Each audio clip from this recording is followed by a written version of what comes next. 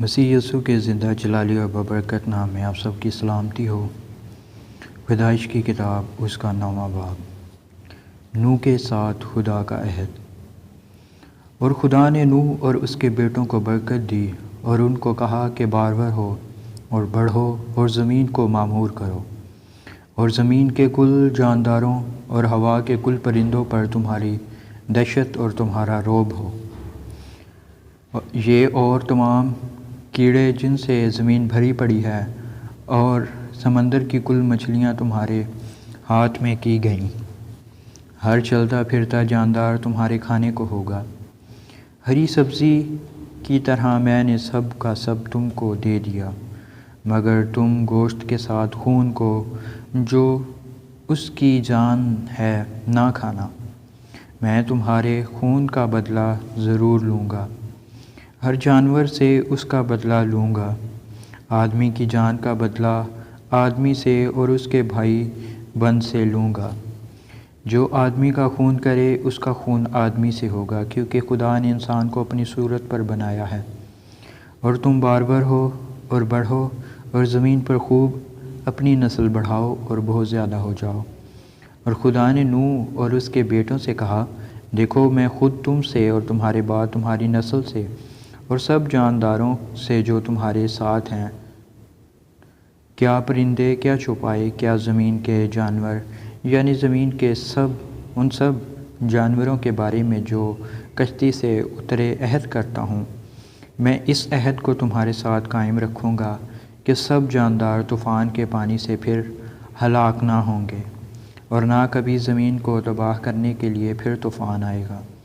اور خدا نے کہا، جو عہد میں اپنے اور تمہارے درمیان اور سب جانداروں کے درمیان جو تمہارے ساتھ ہیں پشت در پشت ہمیشہ کے لیے کرتا ہوں، اس کا نشان یہ ہے کہ میں اپنی کمان کو بادل میں رکھتا ہوں، وہ میرے اور زمین کے درمیان عہد کا نشان ہوگی۔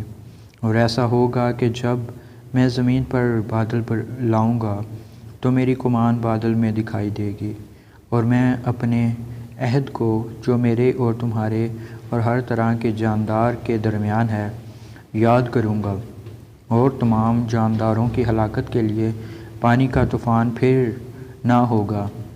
اور کمان بادل میں ہوگی، اور میں اس پر نگاہ کروں گا تاکہ اس ابدی عہد کو یاد کروں جو خدا کے اور زمین کے سب طرح کے جاندار کے درمیان ہے۔ پس خدا نے نوح سے کہا کہ یہ اس عہد کا نشان ہے جو میں اپنی اور کل زمین کے کل جانداروں کے درمیان کرتا ہوں۔ نوح اور اس کے بیٹے۔ نوح کے بیٹے جو کشتی سے نکلے سم، حام اور یافت تھے، اور حام کنعان کا باپ تھا، یعنی تینوں نوح کے بیٹے تھے، اور ان ہی کی نسل ساری زمین پر پھیلی۔ اور نوح کاشتکاری کرنے لگا، اور اس نے ایک انگور کا باغ لگایا، اور اس نے اس کی مے پی اور اسے نشہ آیا، اور وہ اپنے ڈیرے میں برہنہ ہو گیا۔ اور کنعان کے باپ حام نے اپنے باپ کو برہنہ دیکھا اور اپنے دونوں بھائیوں کو باہر آ کر خبر دی۔ تب سم اور یافت نے ایک کپڑا لیا اور اسے اپنے کندھوں پر دھرا، اور پیچھے کو الٹے چل کر گئے اور اپنے باپ کی برہنگی ڈھانکی۔ سو ان کے منہ الٹی طرف تھے، اور انہوں نے اپنے باپ کی برہنگی نہ دیکھی۔ جب نوح اپنی مے کے نشہ سے ہوش میں آیا تو جو اس کے چھوٹے بیٹے نے اس کے ساتھ کیا تھا اسے معلوم ہوا، اور اس نے کہا کہ کنعان ملعون ہے، وہ اپنے بھائیوں کے غلاموں کا غلام ہوگا۔ پھر کہا، خداوند سم کا خدا مبارک ہو، اور کنعان سم کا غلام ہو۔